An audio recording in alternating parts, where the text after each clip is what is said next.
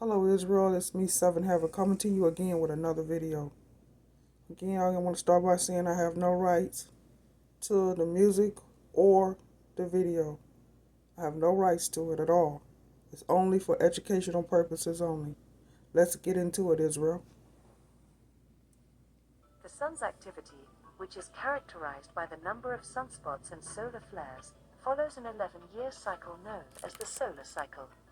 During periods of high activity, the Sun can release large amounts of energy in the form of solar flares and coronal mass ejections, CMEs, which can affect the Earth's magnetic field and cause geomagnetic storms.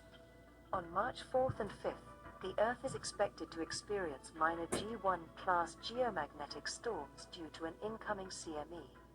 The CME was hurled into space by the M8.6 class flare of February 28th, but it is not heading directly for Earth. Instead, it will only deliver a glancing blow when it arrives. While G1 class geomagnetic storms are relatively minor, they can still cause some disruption to power grids, satellites, and communication systems.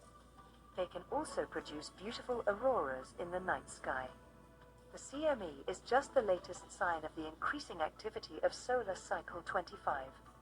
According to the National Oceanic and Atmospheric Administration, NOAA, February was another strong month for the solar cycle, with sunspot numbers among the highest of the past 10 years.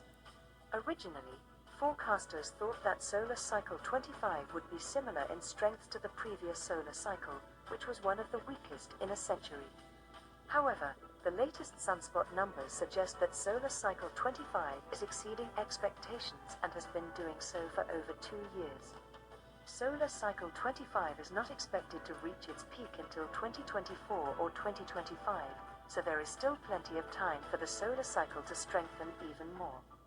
This could lead to additional X-flares, geomagnetic storms, and auroras. While these events are often beautiful to witness, they can also have significant impacts on our technological infrastructure.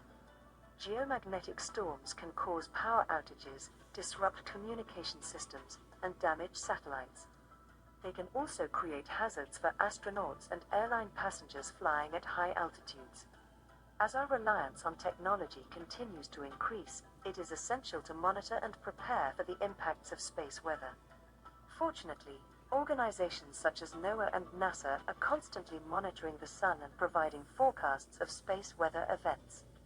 This information is essential for industries such as energy, transportation, and communication, which can take steps to mitigate the impacts of space weather on their operations. In conclusion, the incoming CME on March 4th and 5th is expected to cause minor G1 class geomagnetic storms, which could lead to some disruption to power grids, satellites, and communication systems.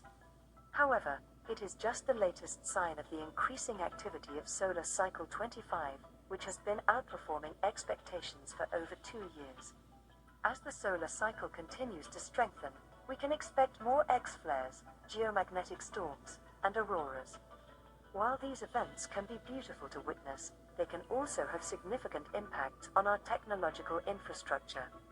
It is therefore essential to monitor and prepare for the impacts of space weather. Thank you for watching our video on the incoming CME and the increasing activity of solar cycle 25. We hope you found this information informative and insightful. If you Much love, enjoyed this Israel. video, please give it a thumbs up and